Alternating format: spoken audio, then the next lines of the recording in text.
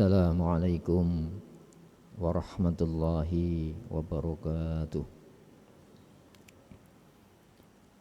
Innal hamdalillah nahmaduhu wa nasta'inuhu wa nastaghfiruh wa na'udzu billahi min syururi anfusina wa min sayyiati a'malina. May yahdihillahu fala mudhillalah wa may yudlil fala hadiyalah. Asyhadu an la ilaha illallah wahdahu la syarikalah wa asyhadu anna Muhammadan abduhu wa rasuluh. La nabiyya wa la rasula ba'dah. Allahumma salli wa sallim wa barik ala Muhammad wa ali Muhammad kama sallaita wa sallamta wa barakta ala Ibrahim wa ali Ibrahim fil alamin innaka Hamidum Majid. Amma ba'd. Saudara sekalian, sejenak marilah kita sediakan waktu kita untuk bersama mentelaah memahami materi kitab Al-Hikam.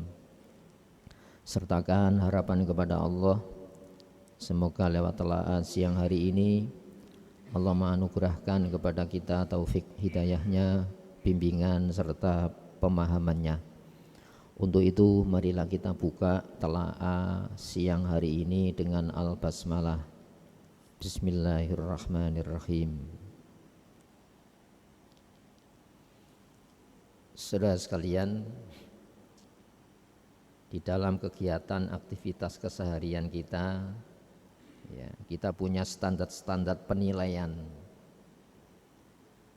Yang penilaian itu kadang-kadang keliru.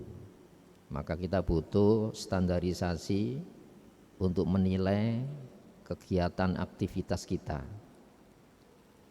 Satu contoh hadirin, aktivitas ke pasar itu juga dilakukan nabi-nabi. Seperti halnya kegiatan ke masjid. Di dalam isyarat Rasulullah, waju'ilat liyal ardi masajid. Dijadikan untuk saya, umat saya akhir zaman ini, seluruh bumi ini masjid. Artinya apa? Aktualisasi perwujudan Islam bagi seorang muslim dari masjid dibawa keluar masjid. Bukan sebaliknya, kegiatan di luar masjid lalu dibawa ke dalam masjid. Hadirin rahimakumullah, sujud di dalam masjid itu diwujudkan dalam bentuk sujud-sujud di luar masjid. Ketika maknai sujud itu sebuah penghormatan, totalitas ketaatan. Sehingga ada gugatan dulu. Malihadar Rasul, ini Rasul cap apa ini? Yaqulut ta'am, mengkonsumsi makanan seperti yang kami konsumsi. Artinya apa? Kalau diteruskan ya bersandang, berpapan seperti manusia normal. Padahal Allah mengatakan, yaitu Rasul itu punya kegiatan dulu sebelum devisa negara ada, Rasulullah itu berdagang. Para pemimpin negara sebelum punya devisa negara, berdagang mencari nafkah. Ketika menjadi khalifah, beda lagi kegiatannya. Ada devisa negara yang dialokasikan untuk kepala negara. Sehingga apa? Aktivitas ke pasar dihentikan. Itu kegiatan normal. Hadirin rahimakumullah, maka kita butuh standar pemahaman. Maka Allah menurunkan standar. Wa ma khalaqtu, tidak kuciptakan, tidak kuadakan. Berarti Allah punya kehendak mengadakan yang ada ini. Al jinna, jenis makhluk saya yang jin.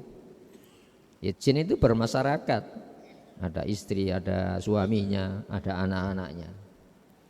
Seperti halnya wal insa dan manusia, aktivitas normal.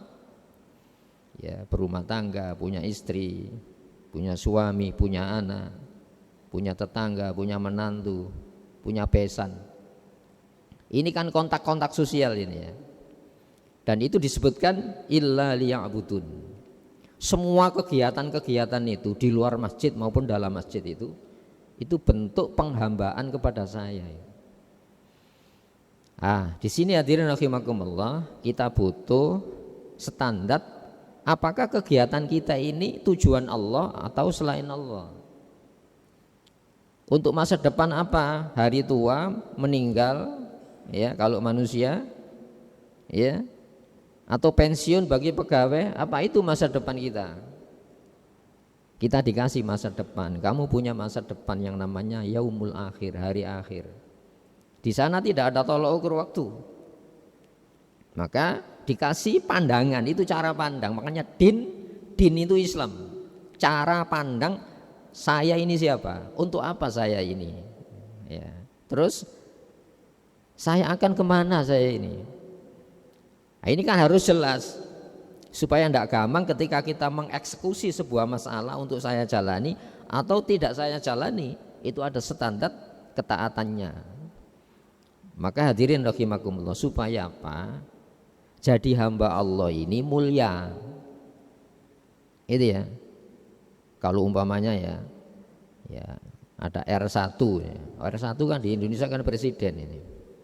Ya. Pasti orang-orang dekatnya itu kan punya standar kemuliaan. Kenapa? Dekat dengan pusat kekuasaan. Coba Allah Subhanahu wa taala itu ya, yang menciptakan semesta raya ini, Rabbul Alamin. Allah itu pencipta, pengatur, pemelihara seluruh jagat raya ini. Itu kan hamba. Tapi Allah memberikan status khusus bagi seorang manusia, apa?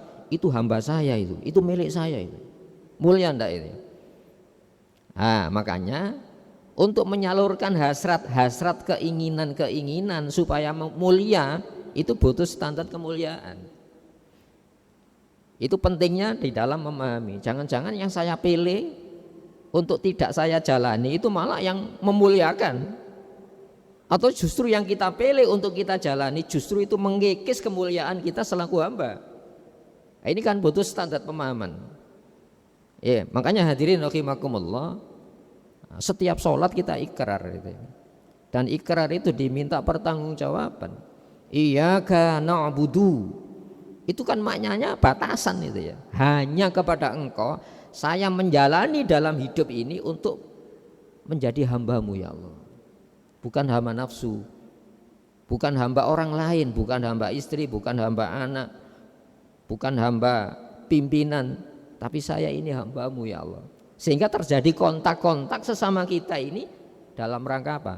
Menghamba kepada Allah Subhanahu wa taala. Lewat apa? Kita punya istri, punya keluarga. Kita kan bukan hamba bagi keluarga. Caranya gimana? Bukan yang penting saya nyandangi, mapani, pangani, bukan sandang pangan, yang penting hadir. Cara siapa kau berlakukan itu? Sampai Rasulullah SAW, apa yang kau masukkan di dalam lesan anak-anak kita, istri kita, itu ibadah. Kalau standarisasi yang kita masukkan itu, jangan lewat larangannya. Yang penting berhasil, yang penting bisa nyandangi, mapani, atau memberi konsumsi makan, itu tanggung jawab kepala keluarga. Jangan. Ini atas standar yang diberlakukan. Makanya ada ayatnya, wala taqulu amwalakum bainakum bil batil. Jangan kau memakan harta sesama kamu dengan cara batil. Itu ya. Nah, cara batil itu apa? Cara yang tidak diakui oleh Allah. Ya. Jadi bukan sekedar saya nyandangi, mapani atau memberikan sebuah konsumsi. Kalau hadirnya tiga hal ini lewat perintah Allah, itu namanya ibadah. Hadirin rahimakumullah, maka di sanalah mulia manusia. Kalau tidak memakai standar Islam, ya tidak mulia. Kemuliaannya sudah terkikis dengan sendirinya. Wong standar pilihnya bukan dari Allah. Saya berbuat, punya hasrat. Manusia punya hasrat mulia kan? Punya hasrat bahagia kan? Punya hasrat tidak sengsara kan? Tidak ada manusia berkegiatan punya hasrat tujuan apa? Terpuruk? Enggak. Maka Allah memberikan saluran hasrat itu lewat perintahnya, jangan lewat larangannya. Jadi ajaran Islam itu simpel sebetulnya, dan di sanalah jaminan. Walaqad karramna bani Adam. Sungguh telah kami beri status kemuliaan kepada anak manusia. Malaikat itu mulia, tapi malaikat kan tidak punya pilihan kecuali taat. Lu kita ini bisa maksiat, bisa taat, tapi dikasih pilihan antara aktivitas menjalani atau tidak. Ini standar hukumnya siapa? Dan itu menentukan mulia tidaknya manusia. Apakah orang dengan merampas hak orang lain dan berhasil lalu kita pandang itu sebuah anugerah, namun caranya tidak memakai Islam, itu kan keliru ya. Yang penting hasil, semua cara dipakai. Yang penting terhindar dari bahaya, semua cara dipakai. Nah, cara itu yang menentukan ini ibadah atau maksiat. Hadirin rahimakumullah. Maka Allah memberikan pembekalan, yang pembekalan itu namanya Islam. Saya punya hasrat senang lawan jenis, semua orang punya hasrat senang lawan jenis. Apakah semua cara dipakai? Enggak. Yang punya hasrat senang lawan jenisnya itu bukan manusia saja, binatang kan punya. Tapi ada kontak yang namanya kontak jiwa, bukan sekedar kontak fisik. Kalau kontak fisik berganti-ganti nantinya. Dan ini terjadi hadirin rahimakumullah, benturan kemanusiaan justru ketika manusia menolak standar kemuliaan Islam lalu membangun standarisasi kemuliaan sendiri. Bagi dunia militer, mana yang mulia, mana yang harus dipatuhi? Oh, bintang 4. Lalu semua cara dipakai, yang penting dapat bintang 4. Bagi seorang pengusaha yang sukses itu apa? Yang penting bisa menguasai berapa aset, kalau tanah berapa hektar, kalau unit rumah berapa unit, SHM-nya berapa. Wah, itu menentukan status keberhasilan. Tapi menurut Islam bukan itu boleh. Tapi cara mencapai yang dikatakan nikmat itu pakai cara siapa? Ini yang menentukan kehormatan yang langgeng atau kehormatan yang fana sementara. Hadirin rahimakumullah, sehingga ada seorang nabi yang namanya Nabi Musa. Itu ya, seorang nabi namanya Nabi Musa. Nabi Musa itu mulai bayi merah itu sudah dirawat Fir'aun. Itu ya, seorang anak yang diadopsi digadang nanti menjadi pelanjut mahligai Fir'aun. Asa ayang fa'ana au natakhidahu walada. Jangan dibunuh bayi ini ya. Kita gadang jadi orang-orang yang manfaat untuk kerajaan kami, atau kita adopsi jadi anak. Hadirin rahimakumullah, suatu ketika Nabi Musa itu kan melakukan kejahatan dengan standar kejahatan Fir'aun tentunya. Hadirin rahimakumullah, lalu Fir'aun mengatakan ini, mengemukakan betapa jasa sehingga Nabi Musa sampai jadi dewasa di dalam kehidupan istana. Ya, lalu Fir'aun mengatakan kita, alam takun fina walida, bukankah engkau semasa anak-anak hidup di dalam istana kami? Ku hidupi kamu, ku muliakan sandang pangan papan kamu. Ya, wa fa'alta fa'alata kallati fa'alta, lalu kamu melakukan sebuah kejahatan menurut standar Mesir. Itu kejahatan apa? Membunuh warga asli. Meskipun anak adopsi istana harus menghadapi hukum mati. Wah, itu nasionalisme Mesir pada waktu itu. Hadirin rahimakumullah, maka apa yang terjadi? Hadirin rahimakumullah, lalu Nabi Musa mengatakan ini, tilka nikmatun tamunnuha alayya. Apakah itu yang kau pandang nikmat anugerah yang kau berikan kepada saya? Apakah itu nikmat? Saya hidup lama di dalam istana kamu, kau fasilitasi kehidupan kami. Ya. Kemudian apa? An abatta bani Israel, kau perbudak, kau perhamba Bani Israel. Coba. Jadi hambanya Fir'aun. Hadirin, bagi seorang muslim, iyyaka na'budu, itu statement kehidupan. Yang melarang hanya Allah, yang merintah hanya Allah. Di sanalah kemerdekaan yang hakiki itu. Sehingga Nabi Musa hidup lama di istana dipandang apa? Itu bukan kenikmatan. Makanya kenapa? Nikmat yang sebenarnya, dan itu tidak akan sirna yang namanya kehormatan pangkat itu kecuali jadi hamba Allah Subhanahu wa taala. Dalam konteks ini Allah berfirman, ya ayyuhan nas, hei menungso, hei manusia, inna khalaqnakum min dzakarin wa unsa. Kuciptakan kamu dari jenis gender lelaki maupun perempuan. Apakah perempuan lebih mulia? Apa lelaki lebih mulia dari perempuan? Oh enggak, statusnya bukan gender. Lalu lelaki bikin standar kebenaran, perempuan harus menjadi budaknya, harus nurut lelaki? Enggak. Wa ja'alnakum syu'uban, kau jadikan kamu berbangsa-bangsa, wa qabaila, bersuku-suku. Apakah bangsa ini lebih mulia dari bangsa yang lain? Ataukah suku ini mulia dari suku yang lain? Oh enggak, itu standar, bukan asli orisinal dari Allah. Maka lita'arofu, untuk saling mengenal, bukan untuk saling menjajah, mempraktekkan standar kepatuhan bangsa atas bangsa lain, suku atas suku yang lain. Dan ini yang memicu pertikaian dunia sampai hari ini. Dan itu menjadi sumber kemelut dunia sampai ini. Kenapa? Manusia ingin mempraktekkan standar kebenaran masing-masing bangsa atas bangsa yang lain, suku atas suku yang lain, lelaki atas perempuan. Lalu terjadi yang namanya pemberontakan yang terjadi. Kenapa? Standar kemuliaan kepatuhannya bukan dari Islam. Mari kita buktikan sejarah.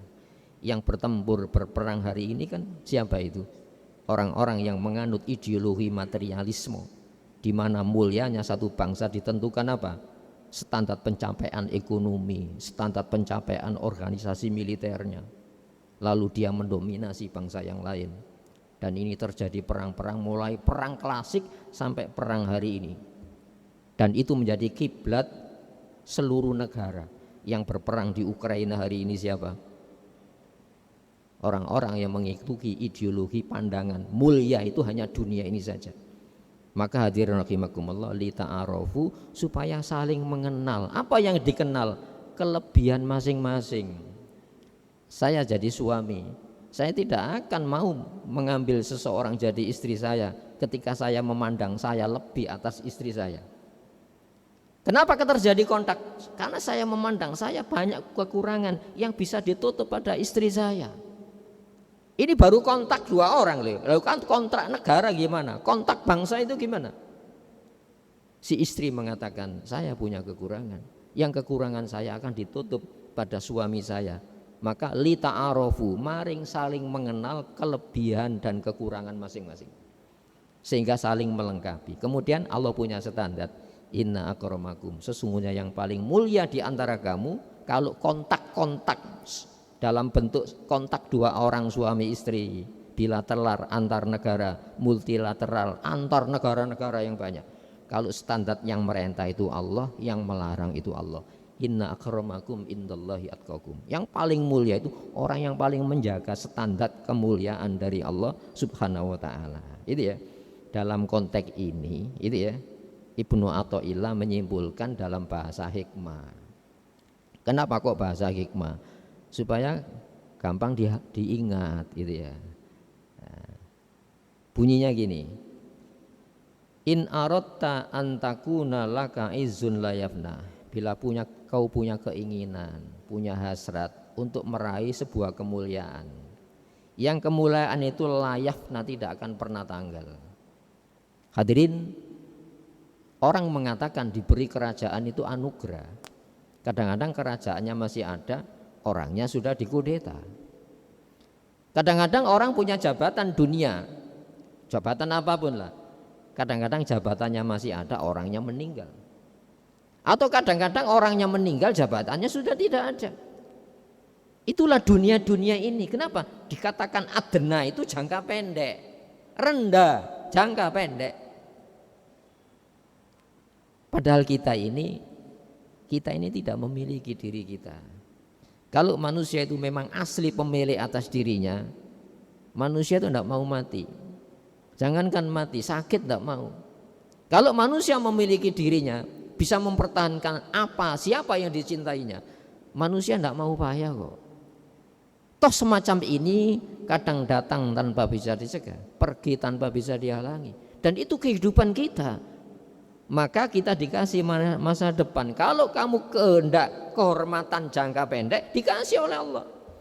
Mangkana yuridul ajilata ajalna lahu fiha. Siapa yang menghendaki kemuliaan segera aku muliakan. Fir'aun dikasih kerajaan, Namrud dikasih kerajaan. Siapa yang ngasih kerajaan? Para tiran itu. Alam taro ilal ladzi haja Ibrahim an atahullahul mulk. Tidak kau lihat bagaimana perdebatan Nabi Ibrahim dengan Namrud? Apa modal Namrud menolak konsep yang dibawa Nabi Ibrahim? An atahullahul mulka. Allah memberi kekuasaan, tapi sayang dikasih anugerah tanpa pembekalan. Akhirnya apa? Kekuasaan jadi penghancur kemanusiaannya. Maka dipermalukan oleh Allah Subhanahu wa taala. Namrud mati bukan karena bertempur. Ada makhluk kecil yang masuk di dalam lubang pernapasan dan disuruh meninggalkan telur, dan di situ ada apa? Ada bakternya. Bisa manusia menolak bakter yang ada di dalam perut kita? Tidak ada. Kemarin virus, siapa bisa menolak virus? Tidak kelihatan gaib ini. Kepongahan ini bisa saja terjadi kalau kita menolak standar kemuliaan yang diturunkan, yang dibawa oleh Allah Subhanahu wa taala lewat para nabi-nabi itu. Maka falas tasta'izzanna bi'izzin yafna. Jangan sekali-kali ya kamu menyematkan bikin standarisasi kemuliaan, kehormatan ya yafna, yang itu akan tanggal dan sirna. Hadirin rahimakumullah, apakah bukan sebuah bencana kemanusiaan saat manusia dikasih wewenang besar tanpa dikasih pembekalan? Contohnya sudah banyak. Fir'aun itu ya dipermalukan oleh Allah Subhanahu wa taala. Seharusnya dalam konsep militer kalau musuhnya lari kan menang kan? Tapi bagi Fir'aun bukan kemenangan sebelum bisa melampiaskan sakit hatinya. Padahal yang dibawa Nabi Musa itu lari. Nabi Musa tidak bertempur. Yang bertempur itu Rasulullah Muhammad, yang bertempur itu Nabi Sulaiman, yang bertempur itu Nabi Daud. Kenapa? Punya kekuasaan, punya tentara. Maka di malam hari karena takut diketahui Fir'aun kekuatan militernya kuat, wa innahu lasyirzimatun qalil. Sesungguhnya yang dibawa Nabi Musa lari itu kelompok minoritas kecil dan lemah, itu pun malam hari. Maka dengan pongahnya Fir'aun mempersiapkan bala tentara yang begitu banyak dengan baju militer yang lengkap. Yang seharusnya dalam teori militer orang lari itu berarti menang. Kenapa? Tidak siap bertempur. Dikejar oleh Fir'aun, dipermalukan oleh Allah Subhanahu wa taala. Di tempat yang sama, airnya sama, waktunya bersamaan, Allah menghancurkan kekuatan Fir'aun. Itu ideologi materialisme yang hari ini dijadikan standar kemuliaan bagi manusia-manusia. Naudzubillah min dzalik. Kita punya standar kemuliaan. Mulia itu saat manusia jadi hamba, yang melarang, yang merintah itu hanya Allah. Dan di sanalah kemuliaan yang tidak akan pernah tanggal. Hadirin rahimakumullah, man amila sholihan. Siapapun yang melakukan tindakan kegiatan solihah, makna solihah itu yang sesuai pesanan. Kalau saya beli kopiah, bukan sekedar kopiah, saya punya standar, bukan kopiah yang jadi standar kepala saya. Kopiah saya standari dengan kepala saya. Itu berarti apa? Saya berbuat sesuai dengan standarnya. Man amila solihan. Siapa yang berbuat sesuai dengan standar pesanan? Ya. Min dzakarin au unsa, jenis gender lelaki maupun perempuan, tidak bedakan. Itu ya. Iya. Wa huwa mu'min, sedangkan dia yakin. Apa yakinnya? Ketika saya mengeksekusi sebuah tindakan untuk saya jalani, saya harus punya jaminan mulia ya. Ketika saya menjalani sebuah kegiatan dan saya yakini harus tidak rugi saya tinggalkan, ini harus ada jaminan. Jangan-jangan yang saya jalani itu malah menjadikan saya rugi dan hina, atau mungkin yang tidak saya jalani menjadikan saya selamat seharusnya, ternyata celaka kan. Maka wahuwa mu'min, sedangkan dia yakin jaminan itu. Apa kata Allah? Fala nuhyiyannahum hayatan thayyibah. Masa enggak percaya dengan janjinya Allah? Fala nuhyiyanna, itu pasti itu ya. Maka benar-benar ya, kami pastikan, kami beri kehidupan thayyibah yang layak. Hadirin rahimakumullah, maka yang menjadi standar ketika saya mengambil ini perintahnya siapa untuk saya jalani? Bukan nafsu saya atau nafsu orang lain. Ketika saya memutuskan untuk tidak saya jalani, ini perintah siapa? Itu yang menentukan kehormatan di hadapan Allah Subhanahu wa taala. Banyak orang masuk penjara padahal dia punya pangkat-pangkat, punya aset-aset. Itu ya, tapi banyak orang yang di penjara tidak punya apa-apa kecuali menyuarakan kebenaran. Mana yang punya standar kemuliaan? Terpuruk, dikenang di dalam sejarah orang yang merusak. Ini masuk penjara dikenang sebagai orang yang membebaskan kemanusiaan dari penjajahan. Hadirin, hikmah dari Ibnu Athaillah rahimahullah ini kita perlu mengangan-angan itu ya. In aratta ayyakuna laka izzun la yafna. Apabila kamu punya keinginan, hasrat, tujuan, ya, kehormatan yang tidak akan pernah tanggal, pangkat yang tidak akan pernah dicopot pangkat itu. Fala tasta'izzanna bi izzin yafla. Jangan sekali-kali kamu membuat standar kemuliaan dengan standar kemuliaan yang sirna, yaitu standar yang dibikin oleh manusia itu sendiri. Hadirin rahimakumullah, maka di dalam sholat kita setiap saat 17 rakaat itu ya, berarti ikrar yang terbanyak ya. Proklamasi saja kadang-kadang setahun sekali kan. Proklamasi kami bangsa Indonesia itu setahun sekali upacara 17 Agustus Muslim tiap hari ya. Iyyaka na'budu wa iyyaka nasta'in. Hanya kepada Engkau ya Allah saya jadi hamba, dan hidup saya ini menghamba lewat apa? Larangan saya jauhi, perintah saya yang jalani. Wa iyyaka nasta'in. Karena ini ya Allah berat bagi seseorang, murni itu berat. Wa iyyaka nasta'in, hanya kepada Engkau ya Allah saya minta tolong supaya saya tidak menjadi hamba sesama kita. Hadirin, semoga yang kita telah ini jadikan hidayah. Marilah kita berdoa pada Allah Subhanahu wa taala. Allahumma shalli wa sallim wa barik ala Muhammadi wa ali Muhammad. Walhamdulillahi rabbil alamin. Rabbana zalamna anfusana wa illam taghfir lana wa tarhamna lanakunanna minal khasirin. Rabbana la tu'akhidna in nasina aw akhtana. Rabbana wa la tahmil alaina isran kama hamaltahu 'alal ladzina min qablina.